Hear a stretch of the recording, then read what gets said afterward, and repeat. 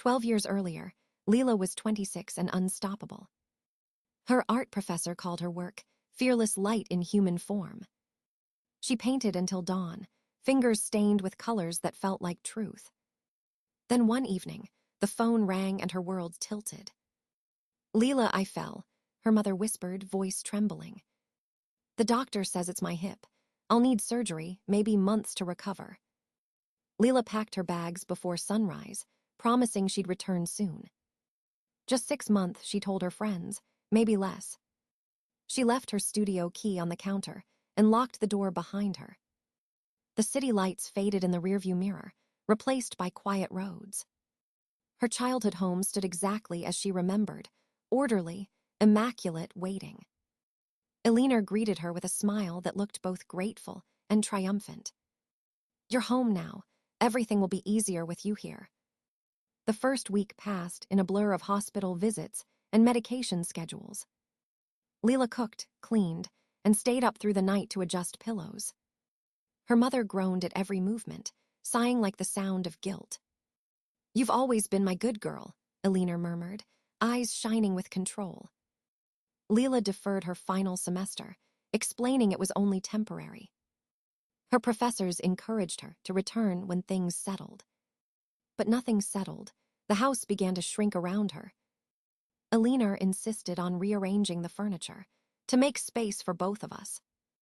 Her mother's framed photographs replaced Lila's sketches on the walls. Her art supplies were boxed for safekeeping, stored in the attic. The smell of turpentine was replaced by lemon polish and silence. Every day followed a pattern: medication at 8, tea at 10, errands at noon. Lila lost count of sunsets. Her brush stayed dry for months. When friends called, her mother answered first. "She's resting, she's tired." Eventually, they stopped calling. At night, Lila stared at the ceiling and listened to the rhythmic ticking. Each tick sounded like time leaving her behind. When she mentioned returning to the city, Elena frowned. "After all I've done, you'd abandon me now." The guilt landed heavy, sticky, impossible to wash away. So she stayed.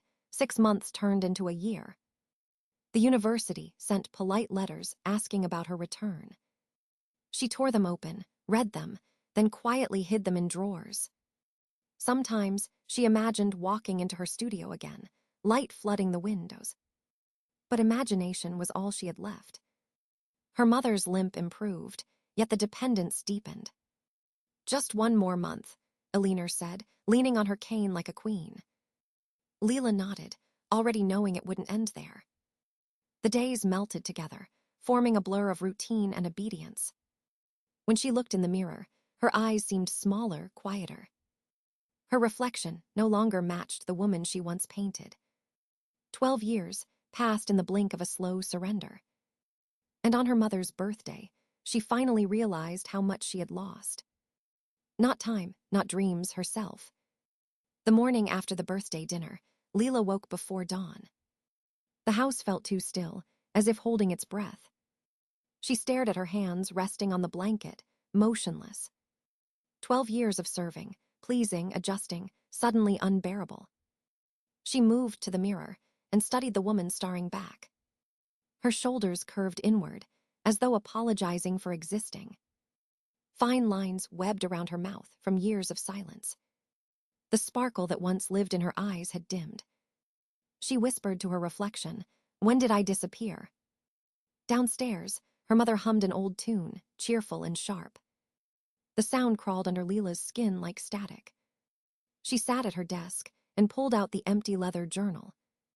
On the first page, she wrote slowly, deliberately, "I have been erased from my own life." The words hit harder than she expected. They looked like confession and accusation at once. When she finished writing, she locked her bedroom door. The click of the lock was soft but final. It was the first boundary she had drawn in years. Outside, the sky turned pale with morning light.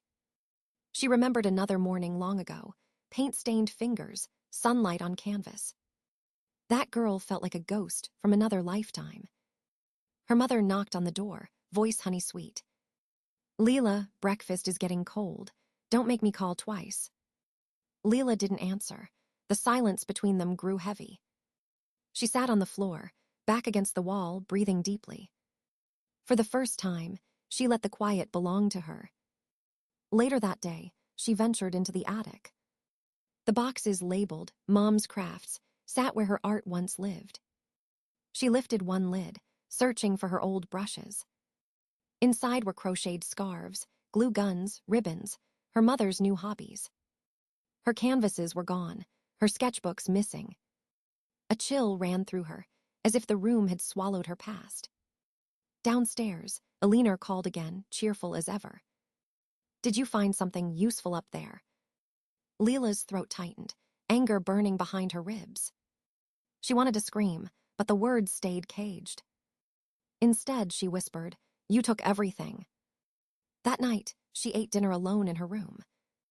The walls felt closer, the air thicker. Her phone buzzed with a message from an old friend. "How are you? Still painting?" Lila stared at the screen, unable to reply. She placed the phone face down and turned off the light. In the dark, her mother's voice echoed from memory.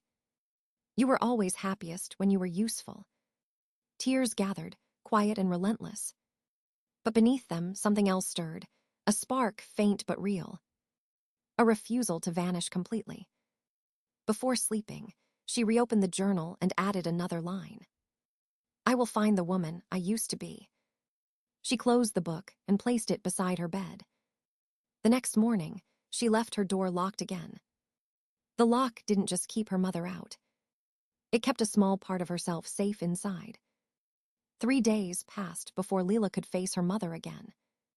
She moved quietly through the house, a guest in her own home. Each glance from Alina carried a trace of suspicion and control. That morning, Lila went to the bank, clutching her worn ID. The fluorescent lights buzzed above as she waited in line. When her turn came, the teller smiled politely. "I'd like to review my joint account transactions," Lila said. The teller typed quickly, her eyes scanning the screen. Then her expression shifted, concern softening her voice. "There have been several transfers to another account under Alina's name." Lila felt her pulse quicken, her palms turning cold. "How much?" she whispered, barely hearing her own voice. $7,800 in the last year. Her stomach dropped, the room tilted. "May I see the slips?" The teller printed a stack of papers and turned the screen toward her. Each page bore her forged signature, almost perfect. Almost. The loops were wrong, the pressure uneven. "These aren't mine," she said, the words dry in her throat. The teller's sympathy was immediate but cautious. "It's happened before, hasn't it?" she asked gently. Lila could only nod, eyes fixed on the signatures. She left the bank with copies clutched tightly in her hands. Outside, sunlight felt harsh and artificial. By the time she reached home, voices drifted from the kitchen. Her mother and Mrs. Parker, teacups clinking, laughter staged. Lila stepped inside. Both women fell silent. "Lila, we were just talking about you," Alina said sweetly. The brooch on her blouse caught the light, a brooch that once belonged to Lila's grandmother. Lila forced a smile. "Were you?" "Yes, dear. We were saying how devoted you've been to me." Mrs. Parker looked down, uncomfortable, eyes full of pity. "That's one way to describe it," Lila replied. When Mrs. Parker left, Alina turned cold again. "What's that folder you're hiding?" she asked. "Just paperwork," Lila said, backing away. "Paperwork can be dangerous in the wrong hands," her mother warned. That night, Lila searched her mother's desk. Under neat piles of tax forms, she found the house deed. Her name had been reduced from half to a minor share. Her breath caught in her chest. She checked her savings account.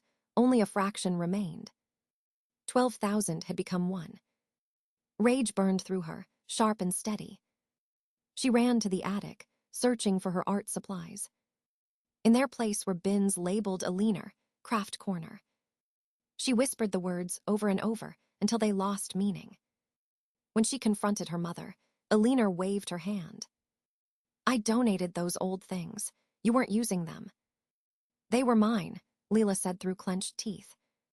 This house runs my way or not at all, her mother replied. The words struck like a hammer.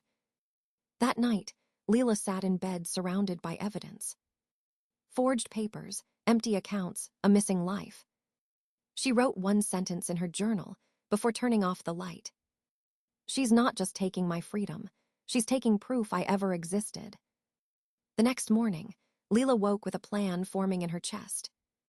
The fear had shifted into something sharper, colder. She gathered the bank slips, the altered deed, the printouts. Each paper felt like a piece of stolen identity. She searched online for an attorney and found Thomas Reed. His office smelled of old books and quiet confidence. He listened as she spoke, never interrupting once. When she finished, his expression was steady and certain. This is financial exploitation, he said, and it's provable. Lila exhaled for the first time in days. She handed him the forged signatures, her hands trembling slightly.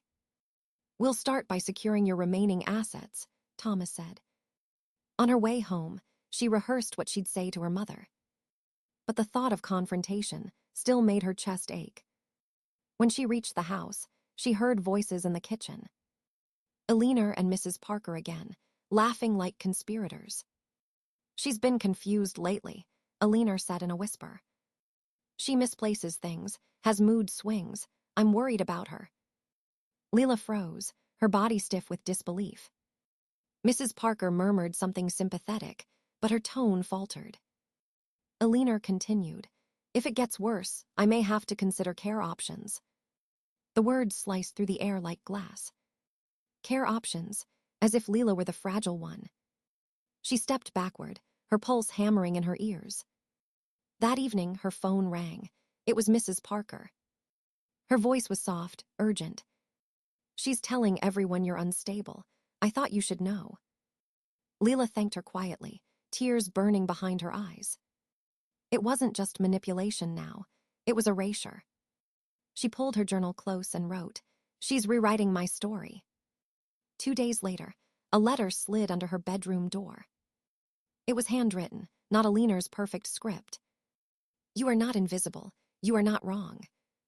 The lavender scent told her it was from Elaine, the neighbor. For the first time in years, someone had seen her. That note became her anchor. She met Elaine in secret, explaining what was happening. Elaine listened, calm and fierce. You need proof, Lila, and witnesses. I'll help. Together, they made copies of every document. They took photos of missing items and changed locks quietly. Thomas called again, confirming the forgery results. The handwriting analysis supports your claim, he said. By then, Eleanor had started spreading more rumors. Relatives called, concerned and patronizing. We just want to make sure you're okay, they said. Lila smiled bitterly, knowing where their worry came from. She stopped answering the phone altogether. Instead, she met Thomas at the bank and froze the joint accounts. Her mother's access was gone in an instant. That evening, Eleanor pounded on her locked door, shouting, What have you done? Lila sat calmly on her bed, listening to the rage fade. When silence returned, she opened her journal again. I am no longer her caretaker. I am my own witness. It was the first time. The words didn't feel like a lie. Saturday arrived heavy with silence. The air in the house felt thick, waiting for something to break. Lila heard voices downstairs, her mother, her cousin, and Mrs. Parker. They spoke softly, but every word dripped with judgment. She's been erratic, Eleanor said, not herself lately. She needs help before she hurts herself. Lila's heart thudded in her chest, slow and furious. She took the folder of documents from under her bed. Bank statements, forged signatures, credit slips, the altered deed. Each page was a weapon carved from truth. She walked downstairs, each step deliberate calm. 3 pairs of eyes turned toward her. Lila, Eleanor said sweetly, we're having a family talk. Lila placed the folder on the table. No, you're having one about me. Now it's my turn. Her cousin shifted uncomfortably.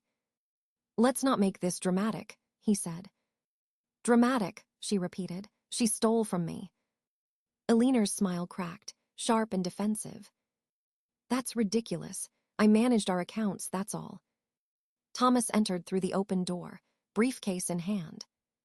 Actually, he said, I've verified every transaction. He opened the file, spreading notarized documents across the table. The signatures have been confirmed as forgeries. The room fell silent, except for the ticking clock. Elaine stepped in behind him, calm and composed. I've heard Eleanor admit to signing her daughter's name, she said. Eleanor's face drained of color, hands trembling slightly. Her cousin looked between them, doubt flickering in his eyes. That can't be true, he said weakly. It's all documented, Thomas replied evenly. Lila stood tall, her voice steady for once. I'm freezing the accounts and reclaiming what's mine. You can't do that, Eleanor hissed. I'm your mother. Being my mother doesn't mean owning my life, Lila said. Her cousin's gaze met hers, something shifting behind it. Eleanor slammed her hand on the table, rage boiling over. You ungrateful child. I gave up everything for you. You lied, Lila said softly. You never broke your hip. The words landed like thunder. Her cousin turned to Eleanor, pale and silent. Is that true? He whispered. Eleanor's mask shattered. She would have left me, she spat. I needed her here. Lila stepped back, watching the truth unravel. You needed control, she said, not love. Eleanor's breathing turned sharp, almost frantic. You'll regret this, she warned. I already regret staying, Lila answered. Her cousin took Eleanor's arm gently. It's over. Eleanor glared at Lila, tears mixing with fury. No one will ever love you like I do. Thank God for that, Lila replied. The front door closed behind them, echoing like an ending. Lila stood in the quiet kitchen, the papers spread like proof of rebirth. The house seemed to expand with her breathing. For the first time in 12 years, she felt space belonged to her again. And the silence, once suffocating, now sounded like freedom. 2 weeks later, the locksmith handed her a small silver key. All done, he said. No one gets in without your permission now. Lila turned the key in her palm, feeling its sharp edges. It was the weight of freedom, small but solid. After he left, she walked through the house slowly. Every door she locked felt like a piece of herself reclaimed. The master bedroom no longer belonged to Eleanor. Her mother's perfumes and lace curtains were gone. Warm terracotta walls replaced the pale beige she once hated. The house finally breathed with her rhythm. Thomas texted to confirm the final paperwork was complete. The accounts were separated, the property secured. 6 forged signatures officially invalidated. Lila smiled, the first genuine smile in years. When Eleanor returned that afternoon, her key no longer worked. Lila watched through the curtain as confusion turned to rage. Her mother twisted the knob, pounding, shouting her name. Lila opened the door only a few inches. Your things are in the guest room, she said calmly. Eleanor's eyes flashed, disbelief mixing with humiliation. This is ridiculous, she snapped. You're locking your own mother out. My home, Lila said quietly, not yours anymore. She closed the door gently, the click echoing finality. The next morning, Mrs. Parker called, her tone uncertain. Your mother's planning another family meeting, she warned. She's telling everyone you've had a breakdown. Lila thanked her and hung up without fear this time. That night, she rearranged the furniture again. She replaced the heavy chairs with simple, sunlit space. Elaine brought over coffee and a bouquet of lavender. It smells like beginning, Elaine said softly. Lila nodded. It feels like it too. She opened her old sketchbook, untouched for a decade. The last drawing was a faceless self-portrait. She traced the outline, pencil trembling, then began again. Each line felt like breathing after years underwater. Weeks turned into months. The house transformed with her. She painted new canvases, bright, defiant, alive. Her walls filled with color instead of her mother's silence. When the first spring came, she started teaching at the art center. The students called her Ms. Lila, their laughter filling the studio. She spoke about shadow and light, about reclaiming what's lost. 1 year later, she hosted her own dinner. Elaine, Thomas, and Mrs. Parker sat around the glowing table. The salmon was her recipe now, not her mother. They toasted quietly, the clinking glasses soft as hope. "Have you heard from her?" Thomas asked gently. "She's in Arizona with my cousin," Lila said evenly. "We exchange birthday cards. That's enough." After dinner, she stepped into her garden. The lavender bloomed in rows, silver in the moonlight. 2 children from next door ran up with a plate of muffins. "Mom said your garden makes her brave," one said. Lila smiled, kneeling to their height. "If she can plant again, so can I." When they left, she opened her journal one last time. "Maybe freedom isn't escaping," she wrote. "Maybe it's growing where you stand." The wind carried the scent of lavender through the window. And for the first time, she didn't feel like someone's daughter. She felt whole. The morning light spilled through the open window. Lila stood by her easel, a brush steady in her hand. On the canvas, a woman looked back at her, complete, unafraid. For years, that face had been blank, uncertain, unfinished. Now it carried warmth, strength, and quiet defiance. The house behind her was filled with laughter and color. Books stacked on tables, music humming softly in the air. No rules, no shadows, no quiet orders from another room. Only space she had built for herself, one lock at a time. Elaine's laughter drifted from the garden below. A reminder that kindness could grow even from broken soil. Lila dipped her brush into a streak of gold. The color spread across the canvas like morning sun. She thought of the years she lost and the woman she found. Of silence turned to voice, obedience to choice. Her journal lay open beside her, the last page waiting. She wrote, "Freedom is not given, it's reclaimed." The clock ticked softly, no longer a threat, only rhythm. Outside, lavender swayed in the breeze, alive and fearless. And for the first time, Lila didn't look back.